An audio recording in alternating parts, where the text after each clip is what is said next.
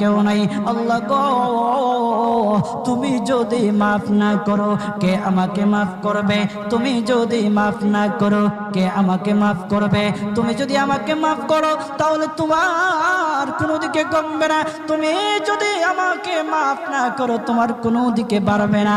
আল্লাহ গো, তুমি আমাকে মাফ করে দাও। সারাটা জীবন অন্যায় কাজ করেছি, সারাটা জীবন নাফরমানি করেছি, আমার কাছে কালেমার দাওয়াত কম আসে নাই, আমার কাছে কালেমার দাওয়াত কম আসে নাই, আমাকে লোকেরা কম বোঝায় নাই। ওগো আল্লাহ, তুমি আমাকে মাফ করে দাও।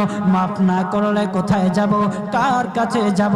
বাবা যখন মারে তখন মার কাছে আশ্রয় নেওয়া যায়, মা যখন প্রহার করে তখন বাবার কাছে আশ্রয় নেওয়া যায়, বাবা মা যখন প্রহার করে তখন দুনিয়ার কারো না কারো কাছে আশ্রয় নেওয়া যায়। ওগো আল্লাহ,